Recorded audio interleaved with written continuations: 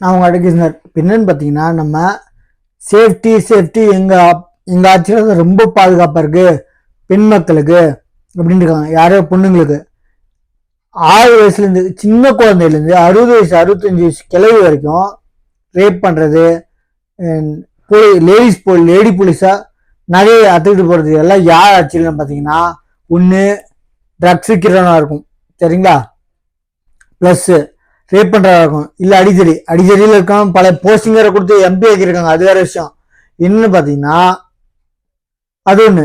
இப்போ போராட்டங்கள் நடத்துறதுனால 2 பேருமே சேரான். ஹைகோர்ட் முன் வந்து கோர்ட்டை மதிக்கணும்னு கேட்குற ஆட்சி 2 பேர்லயும் எப்படா எஃப்ஐஆர் பண்ணீங்க? அடிச்சவனும் எஃப்ஐஆர், அடிவாங்கணும் எஃப்ஐஆர்னா எப்படா அவங்க காரணம்?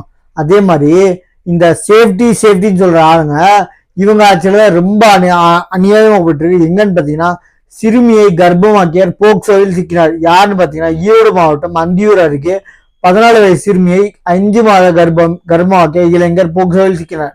விடியா ஸ்டாலின் ஆட்சியில் சிறுமிகள் அனுதினமும் பாலியல் வன்கொடுமைக்கு உள்ளாகும் அவலம். யாருன்னா இவரு டிஎம்கேல இல்ல, நம்ம சவுக்கு சங்கர் வீட்டுல மழை ஊத்துனது டிச்சு ஊத்துனது எல்லாம் யாரு, நம்ம நாடக தலைவரோட போட்டோ எடுத்திருக்காரு. அவன் கேட்டா ஒரு பதிவு போடல, அவர் யாரோ தெரியல, மக்கள்ல ஒருத்தர் என் கூட போட்டோ எடுத்துக்கணும்னு ஆசைப்பட்டாரு, ஒரு வார்த்தை சொல்ல. ஏன்னா குத்தமுள்ள நினைச்சு கூறு மாதிரி ஒரு சொல்ல. இன்னொன்னு, அவர் வீடியோ ஆதாரங்களோட போட்டாலும் அரெஸ்ட் பண்ணி கையை உடைச்சாங்க. அது ஒரு விஷயம். ஏன்னா உண்மையை சொல்லக்கூடாது. இது அந்த மாதிரி விடியாச்சு, நல்லா விடியாமே போராச்சு. அதுக்குதான் இவங்க பேரு விடியலாச்சு.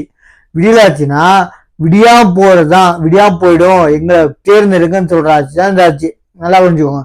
அதே மாதிரி எக்காரத்துக்கு சின்ன வயசுல இருந்து வயசான சாக போற கிளவி வரைக்கும் சேஃப்டி இல்லாத ஒரே ஆட்சி நம்ம இப்ப விடியலாச்சு. அது விடியாதாச்சு, சரிங்களா, அது பேரு.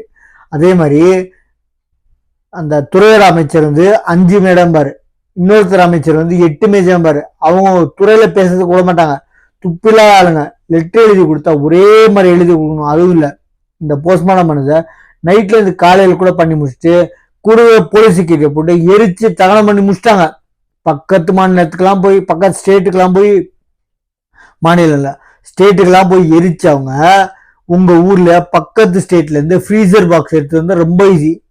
என்ன 41 ஃப்ரீசர் பாக்ஸ் இல்லாத ஊர்னா எவ்வளவு பெரிய சிட்டி. அது பக்கத்து ஊர்ல போய் கொண்டு போய் எரிக்க முடிஞ்ச உங்களுக்கு பக்கத்து ஸ்டேட்ல இருந்து டிஸ்ட்ரிக்ட்ல இருந்து ஒரு 41 பக்கத்து டிஸ்ட்ரிக்ட்ல இருந்து ஒரு 41 ஃப்ரீசர் பாக்ஸை கொண்டு வர முடியாதா? கேவலமான அரசியல். விடியாத ஆச்சுங்க. நம்ம சேனல் சொல்றேன், இந்த போட்டோ போடுறேன், எக்காந்து கொண்டு இந்த அராஜா வச்சுக்க வேணாம். இனிமேல் 26 போயிட்டோம். எலெக்ஷன் நிக்கிறது விட்டுருங்க, நிக்கிறது ஜனநாயக அவங்களுக்கு உரிமை, நிக்கலாம். ஆனா எக்காந்து கொண்டு காசுக்கோ இவங்க இருக்க தைரியம் வந்து காசை கொடுத்து வாங்கிடலான்னு பல பேர் சொன்னாங்க. காசு எங்களுங்க, அது மாதிரி காசை கேட்டு வாங்காதீங்க, காசுக்கான பொருளை வாங்காதீங்க, வாங்கிட்டு அவங்களுக்கு ஓட்டு போடாதீங்க, சரிங்களா? காசுக்காக மட்டும் ஓட்டு போடாதீங்க. 5 வருஷம் கஷ்டப்படுறது நீங்க தான். நம்ம சேனல் சப்ஸ்கிரைப் பாருங்க. தேங்க்யூ.